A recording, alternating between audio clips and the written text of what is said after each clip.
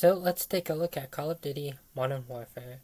So I've already reviewed this game already, so this is going to be a review of the Modern Warfare Reboot Trilogy. Now, I originally covered these all the way back in 2023, right after Modern Warfare 3 came out, and well, so I guess it's time to take a look at these games again. Did this series get ruined? Not really, but it certainly does not have the best writing. I'll get into that later on. But of course, well, so back in an earlier Modern Warfare video, I did claim in the title that Modern Warfare used to be good. Has my opinion changed since then? Honestly, yes, actually. And I'll get into why with this video. So let's take a look at Modern Warfare 2019. So the story for this one is fairly simple. It's just, well, some Russian gas has been stolen, and it's up to the main character Alex, and of course what would be the SAS, well, what would eventually become Task Force 141, that of course being Captain Price and Gaz, are also searching for the stolen gas too. Long story short, this Russian gas was of course stolen by a guy known as Hadir, who is the brother of a girl named Farah, who is trying to liberate her home from Russian forces who are occupying it. Meanwhile, you also have a terrorist group called Al-Qatala, led by a man known as the Wolf and another guy named the Butcher. They were of course believed to have been in possession of the stolen gas, and so they serve as the main antagonists for this game. Overall, Modern Warfare is a fairly interesting game. I do like the gameplay. There's a lot that changes in terms of, well, in graphics. I mean, the graphics are a huge improvement over the previous games, those being World War II and Black Ops 4.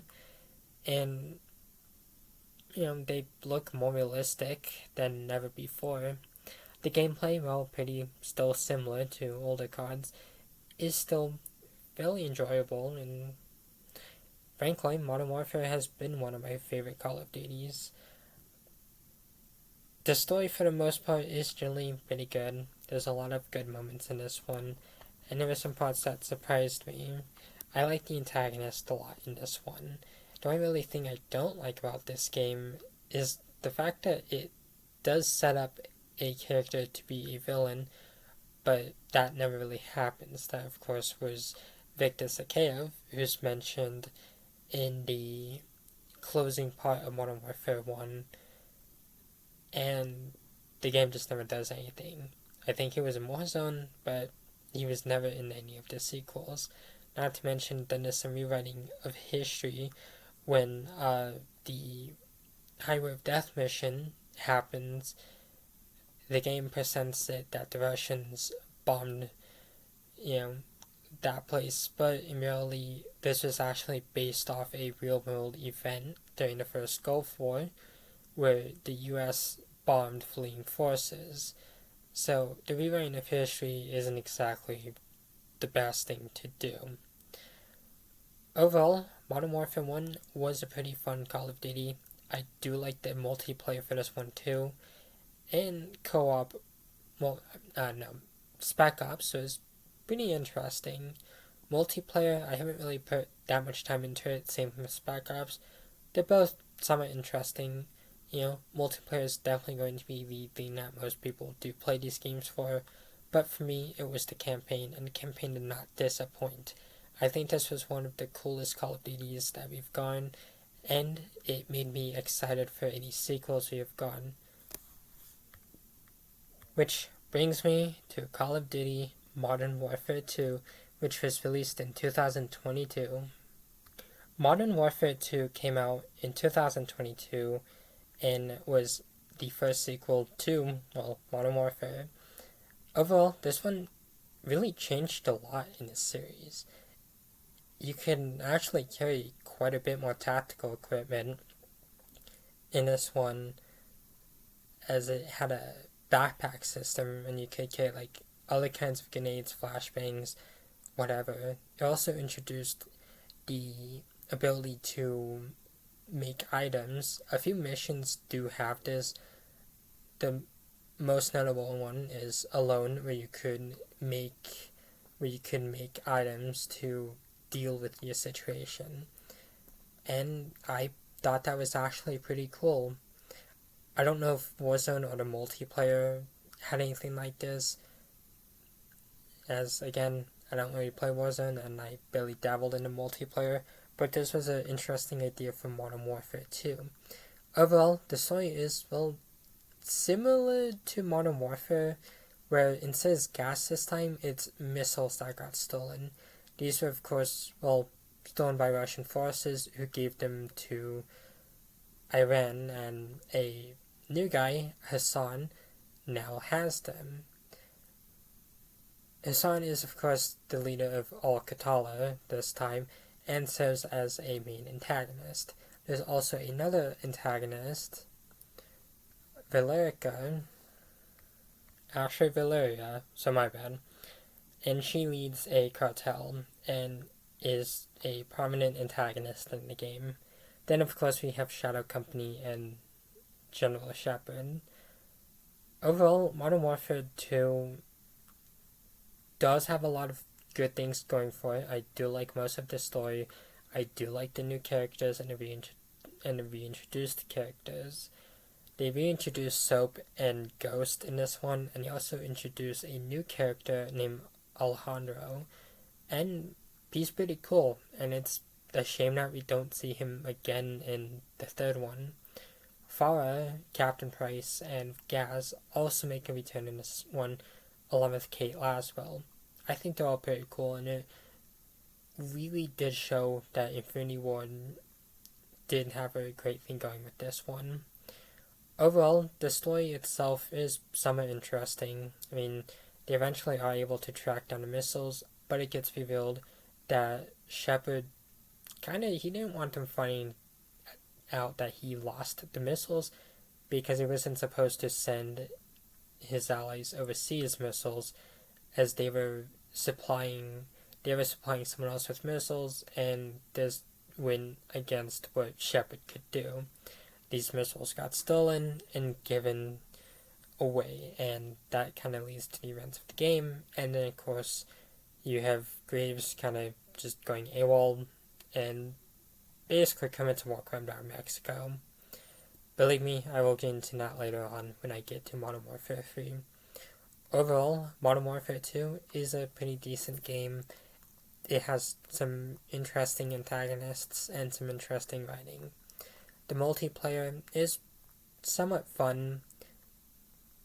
Co-op, I could say that I see the appeal of it, but again, it's never really been my thing. And, well, next step is, of course, probably the most divisive one, that, of course, being Modern Warfare 3. So, Modern Warfare 3 was released in 2023 and was originally DLC for Modern Warfare 2. Activision stepped in and made it a full-fledged Call of Duty. That's already one issue. Now, I'm not going to turn to this game because I actually kind of like Modern Warfare 3. I'll get into why. But I want to do a quick story recap. So, the story is as follows. Makarov escapes from prison and begins his best to basically kind of cause chaos wherever he can. This leads to the Task Force 141 to basically find Makarov. Also dealing with the aftermath of Shepard's betrayal. We also do find out that Graves did survive from Modern Warfare 2 and is working with Farah. And yeah, believe me, I'll get into that later. Then Alex actually survived from Modern Warfare 1 after he blew up the furnace in Barkov's weapons factory. So that was kind of a surprise that Alex did survive, but I'm not going to complain about that because Alex is actually kind of cool.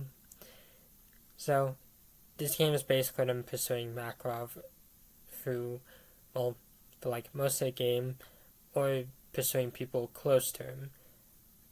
The game ends in a very sad way as Soap himself is of course killed by Makarov, and the game ends with him spreading his ashes.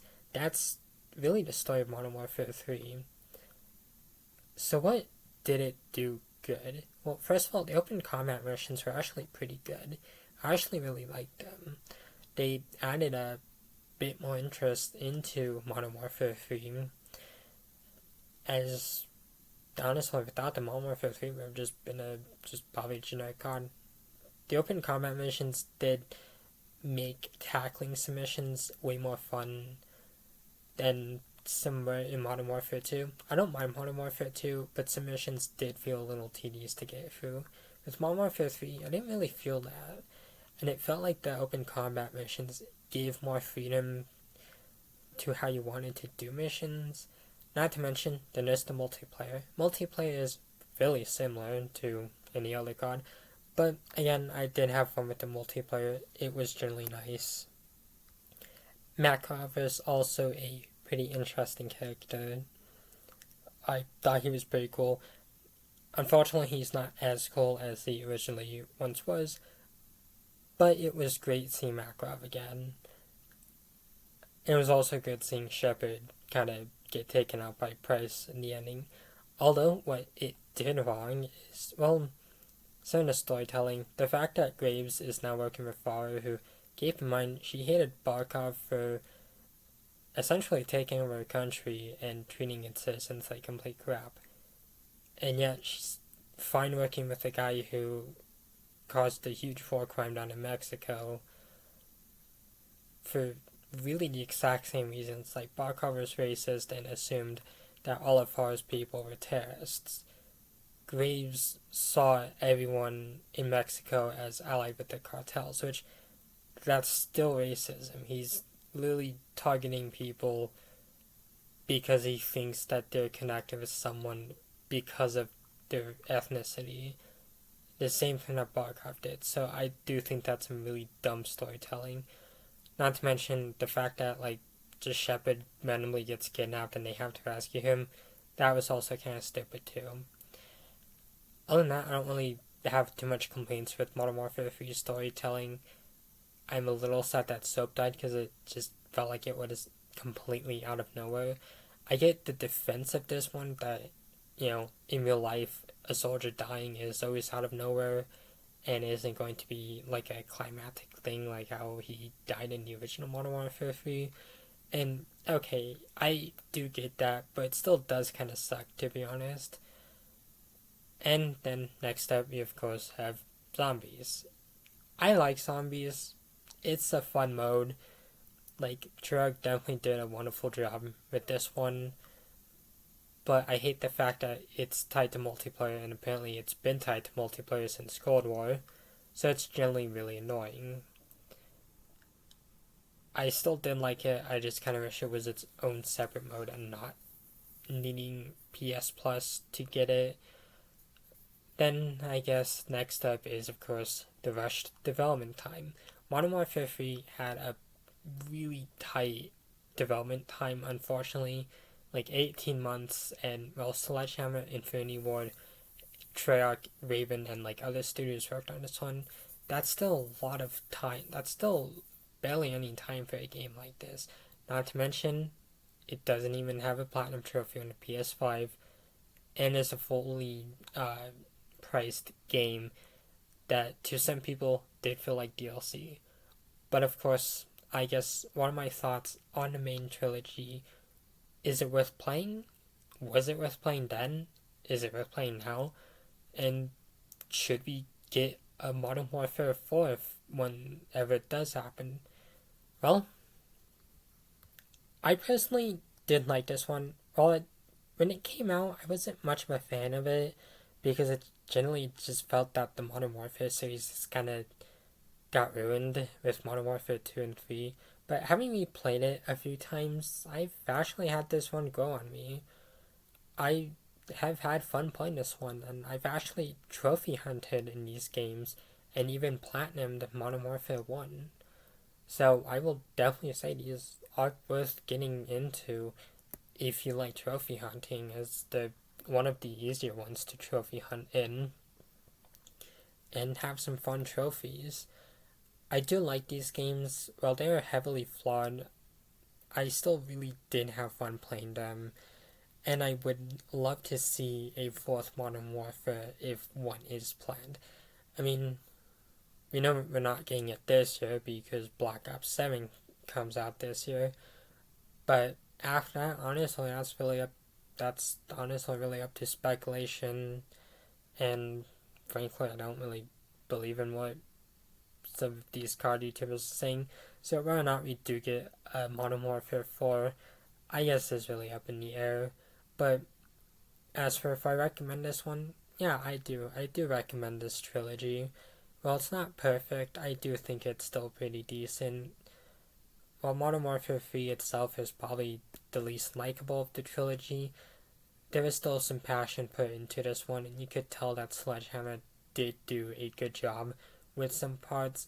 While the game is heavily flawed, I don't think Sledgehammer deserves all the attacks that they've gone. If you're going to attack anyone, attack Activision for pushing these games out. Don't attack the developers because they simply are not in charge for what state the game comes out in. They're just developing the game, and it's not their fault if the game comes out too early. And yes, while the game was rushed, I do think that there are some good moments in this one, and I've generally been having a lot of fun with this one. I look forward to playing more of Infinity Ward and Sledgehammer's games because to me, they've proven countless times that they can make something really great. Same with Treyarch. But that's really all I have to say for this one. I will, of course, be back next time with more reviews, and I will eventually tackle the Black Ops saga. So stay tuned for that one, and thank you all for watching.